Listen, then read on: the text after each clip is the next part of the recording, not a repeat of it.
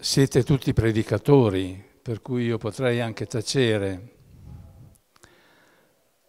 Tuttavia dico qualche osservazione così che mi sono maggiormente vicine, quelle che ho maturato nella mia esperienza.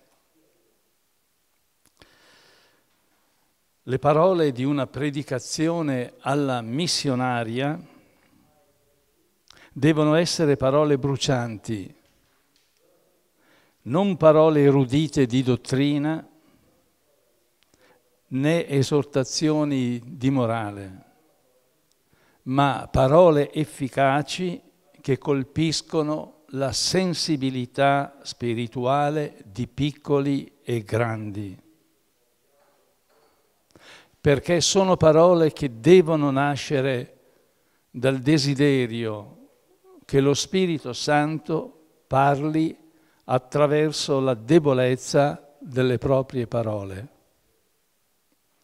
Per questo San Vincenzo temeva l'insensibilità dei suoi missionari e il modo con cui lui sviluppava un argomento tendeva ad incidere sull'affetto e sulla volontà più che sull'intelligenza. Per questo metteva tra i vizi principali del missionario l'insensibilità per le cose di Dio. Mettendoci alla scuola di San Vincenzo, vorrei interrogarmi su come possa avvenire l'annuncio cristiano nel nostro tempo.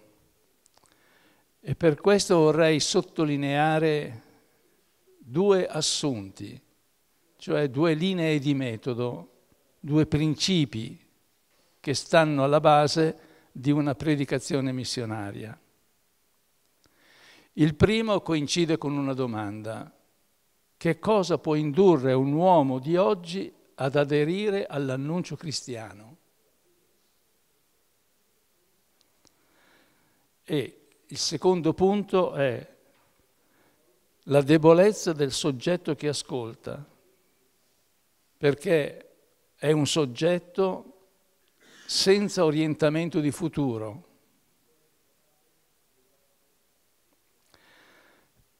Primo assunto: se evangelizzare significa introdurre l'uomo ad incontrare Gesù Cristo come senso che umanizza la vita,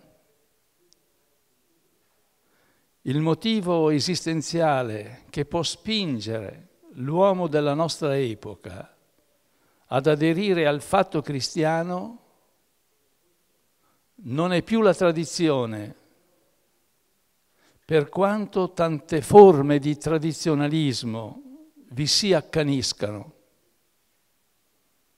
La tradizione, infatti, pur non essendo venuta meno nel suo valore teorico, è venuto a meno nella sua ragione esistenziale. Il nostro tempo, infatti, ha perso il senso della storia e non può nemmeno fare breccia nell'animo disincantato dell'uomo di oggi, neppure un discorso ben argomentato o una teoresi dottrinale lucida e completa. La tradizione e l'insegnamento di una dottrina possono ancora alimentare una religiosità e pietà devozionali, ma difficilmente costituiscono motivo di conversione all'evento cristiano. In un'epoca razionalmente smaliziata, capace come non mai di analisi acute sull'umano e sovraccarica di messaggi per risolvere ogni problema, Può sembrare paradossale che solo la presenza di un soggetto testimoniante possa suscitare interesse. Può sembrare paradossale, ma la rivelazione cristologica su questo punto è chiara. E Paolo la narra in 1 Corinti 2. Quando venni in mezzo a voi, non mi presentai ad annunciarvi il mistero di Dio con l'eccellenza della parola o della sapienza. Io ritenni infatti di non sapere altro in mezzo a voi se non Gesù Cristo e Gesù Cristo crocifisso. È questo un paradosso che nessuna filosofia e nessuna teoria sociologica o politica riesce a tollerare, cioè che sia un avvenimento e non un'analisi, non una registrazione di sentimenti, il catalizzatore che permette ai fattori del nostro io di venire a galla con chiarezza e di riconoscere il bisogno di aderire all'evento della rivelazione cristologica. In altre parole, la predicazione può fare breccia ancora oggi per la sua semplicità di essere tutt'uno con l'evento trasformante del Vangelo che si annunzia. Ecco, questo a mio parere è un primo assunto, un primo principio di metodo da tenere conto quando predichiamo. La semplicità del Vangelo. Secondo, la debolezza del soggetto che ascolta. Non basta esporre con chiarezza il contenuto della predicazione, è necessario intercettare anche l'uditore. Ora, l'annuncio cristiano diventa interessante nella misura in cui risponde a una domanda umana. Qualunque affermazione, infatti, genera interesse e se è sostenuta da un'attesa interrogante, come osservava il teologo Reinhold Niebuhr. Niente è tanto incredibile quanto la risposta data a una domanda che non si pone. Lo ripeto, niente è tanto incredibile quanto la risposta data a una domanda che non si pone. Io credo che molte volte noi diamo risposte a domande che la nostra gente non ha. È per questo che è inefficace. L'epoca in cui viviamo è un'epoca dove il soggetto è indebolito perché si è costruito sulla negazione della trascendenza o perlomeno sullo scetticismo circa il futuro. Pertanto, nell'annuncio cristiano, parte integrante di esso è suscitare affetto e attrazione per la domanda di senso e del senso ultimo dell'esistenza.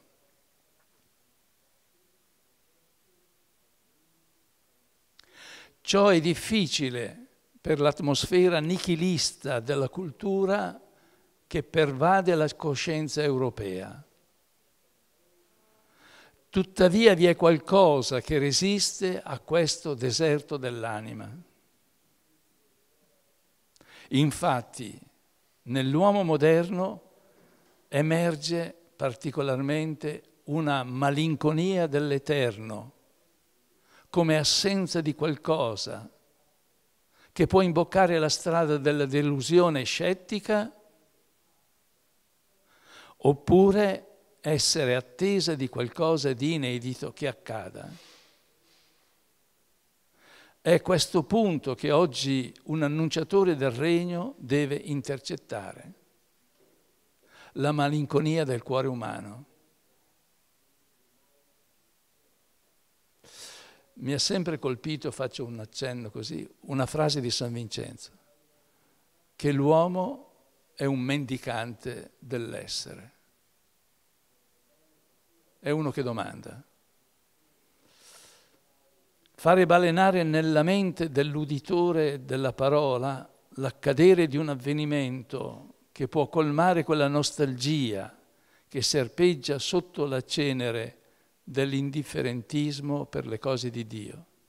Questo è un punto delicato del nostro parlare.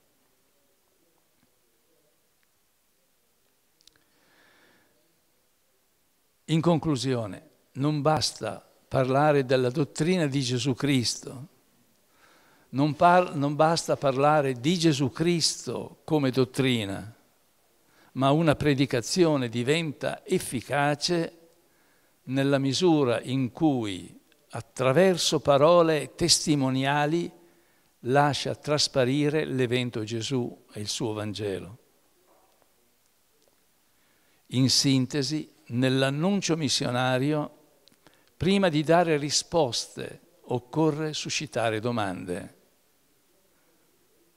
La gente che si muove nelle città ha dentro di sé un sentimento di assenza e di non realizzato che grida.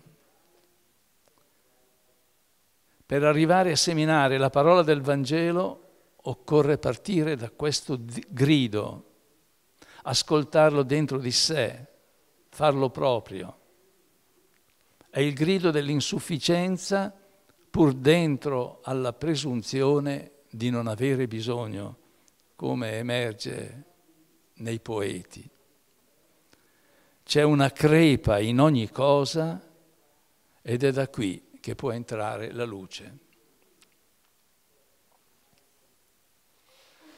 Su questi due assunti vorrei sottolineare il peso delle parole nella predicazione evangelica.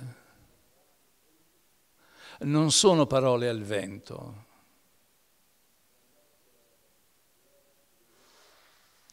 Le parole della predicazione hanno un peso specifico, determinato dal fatto di essere deputate a veicolare il senso della vita e di tendere a trasmettere la rivelazione del Signore. E siccome la rivelazione coinvolge sempre la realtà umana, esse si caricano di peso nella misura in cui in esse è riflessa l'autocoscienza di chi parla. In ogni parola che pronuncio nella predicazione ci sono un io con la mia consapevolezza di essere coinvolto in un stretto legame con l'evento del Signore Gesù. Le parole della predicazione sono parole cariche di un'energia che è data dall'azione dello Spirito Santo, il quale agisce in me e interagisce con chi ascolta. Si tratta perciò di prendere coscienza di questa dinamica interiore e soprannaturale, in modo che il mio io diminuisca e lasci spazio alla grazia di Dio. Predicare alla missionaria implica questo radicale senso di povertà delle parole umane, affidandole all'azione dello Spirito. Pertanto, per predicare efficacemente il regno, occorre svuotarsi di se stessi e della propria autocompiacenza per lasciare spazio alla grazia.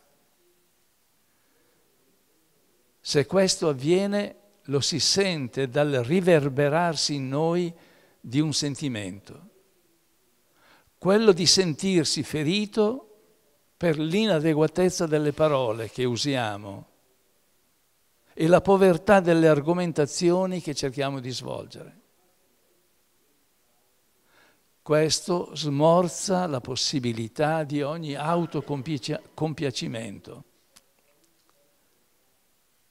Vi è una citazione di Georges Bernanos nel diario di un curato di campagna che io amo citare.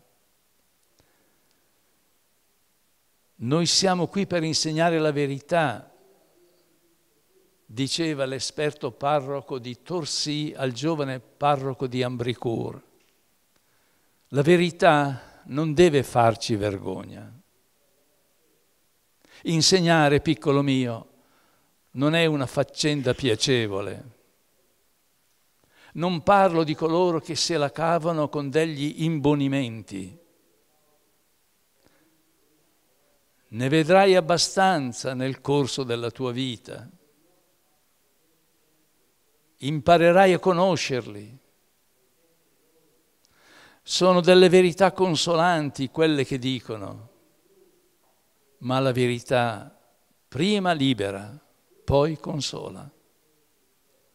La parola di Dio è un ferro rovente e tu che l'insegni, tu vorresti afferrarla con le pinze per paura di bruciarti, non a piene mani. Se un prete scende dalla cattedra della verità con la bocca aquoso di pollo, immaginate il gesto, aquoso di pollo, un po' riscaldato, contento, costui non ha predicato, tutt'al più ha fatto le fusa. Io dico semplicemente che quando il Signore trae da me per caso una parola utile alle anime, questa la sento dal male che mi fa.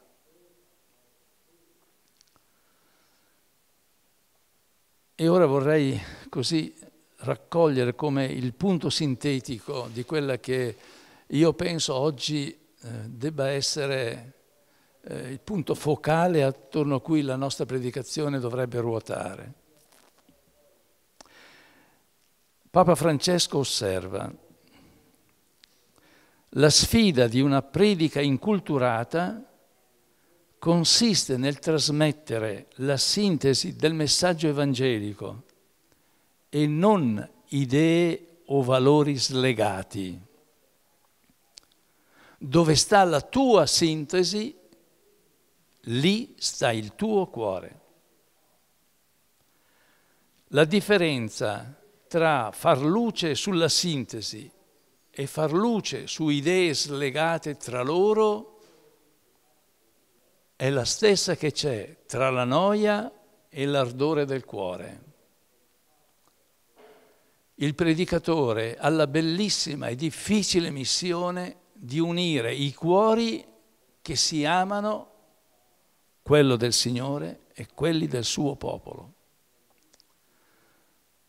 Questa osservazione mi ha provocato a interrogarmi su quali siano i principali elementi di sintesi di una predicazione missionaria.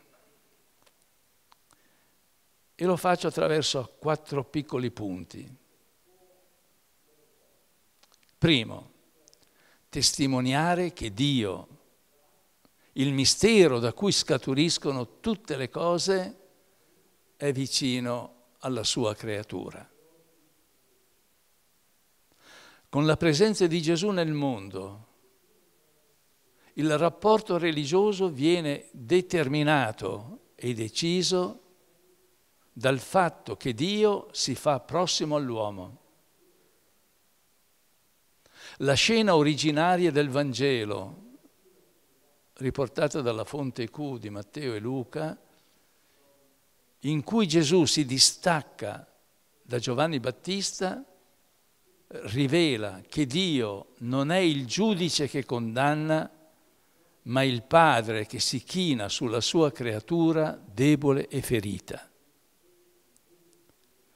Ci sono uomini e donne senza speranza, che non si aspettano più nulla, neppure da Dio, perché l'ortodossia devota ha già deciso che sono perduti e per di più lo sono per mano di Dio, come è per il caso della donna adultera del capitolo 8 di Giovanni, o della donna del capitolo 7 di Luca, o per l'emoroissa, o per Zaccheo, o per Matteo, uomini perduti. Ma Gesù si mette dalla loro parte e li salva dalla loro disperazione in nome di Dio, con autorità, senza chiedere permesso a nessun depositario dell'autorità e della legge del tempo, sabato o non sabato. E Gesù fa ripartire da qui l'osservanza della legge che onora Dio in spirito e verità. Ecco, una religione che sia estranea al riscatto umano è estranea alla rivelazione.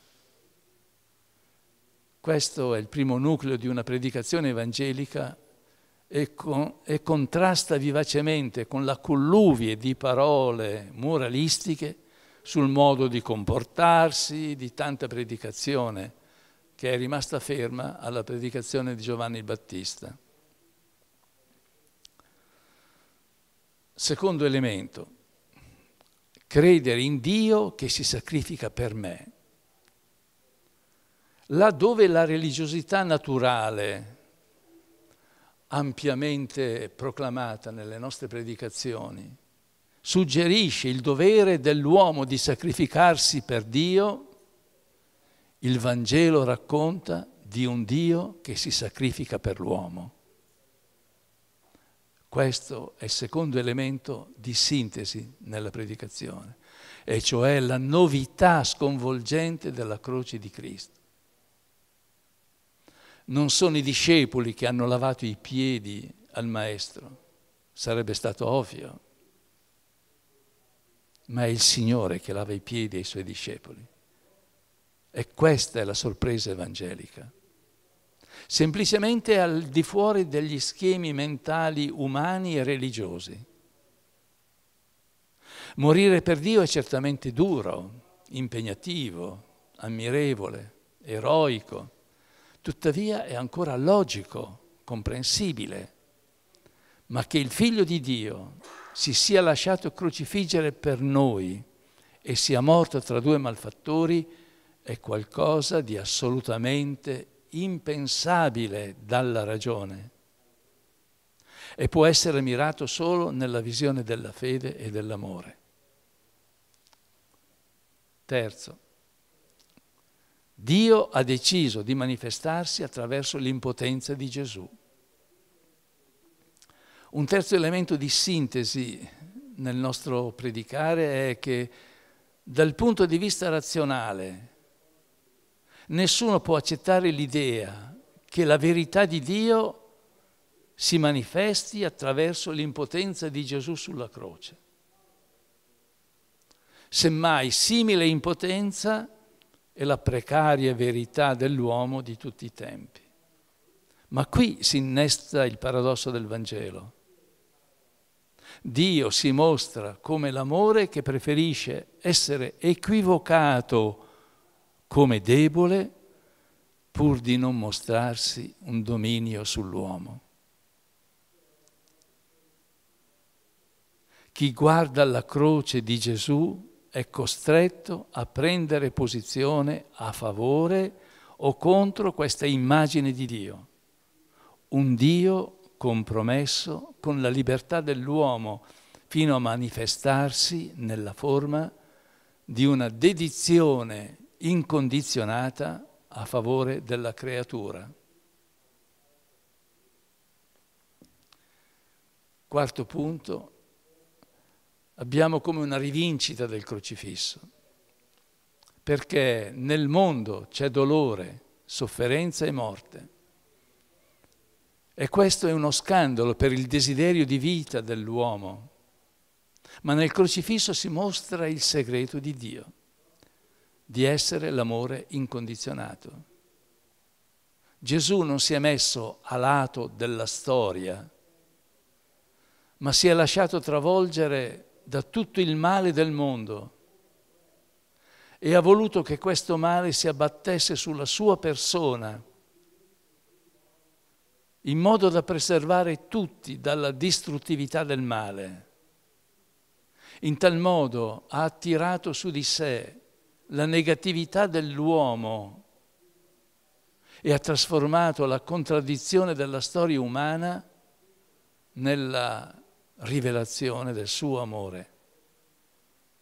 E poiché l'amore è forte come la morte e le grandi acque non lo possono travolgere, nel cuore del mondo è posto il principio di rinascita e di risurrezione come energia di amore che va espandendosi nella storia degli uomini mediante la carità dell'uno verso l'altro, profezia del mondo futuro. È qui che deve radicarsi la nostra predicazione, a mio parere. In conclusione, questa è la bella notizia che la predicazione è chiamata ad annunciare. Dio ci ama. Nell'annuncio l'amore di Dio però non può restare generico e universale, ma deve prendere la piega personale. Dio ama te. Dio vuole bene a te, proprio a te, più e oltre il tuo peccato. Dio non si ferma al tuo peccato, ma guarda a te che sei figlio nel figlio. E attraverso questo sguardo passa la tua salvezza, perché da esso si genera il dolore per il tuo male, che ti ha chiuso su te stesso, sul tuo orgoglio e sul tuo autocompiacimento. E questa è la pietra basilare della riconciliazione e della rinascita di una persona, il sentirsi amati, persino nel proprio peccato. La conseguenza è, no, tralascio, la coscienza della nostra debolezza può far male, ma dentro ad essa, ecco la bella notizia, il Figlio è venuto ad abitare. E lì ci viene a cercare, facendosi vicino e mostrando un amore che brilla di luce anche nell'oscurità. Dio mi ama, ecco il cuore del Vangelo. Questo è il fondamentale atto di fede che il Vangelo suscita in me e che sono chiamato a favorire che accada anche in altri. È da questo atto di fede sentito e vissuto che nasce una storia di carità verso i fratelli più poveri. Della mia relazione ho tagliato via tante cose perché sennò saremmo stati qua un po' di tempo. Però la potete leggere poi con calma.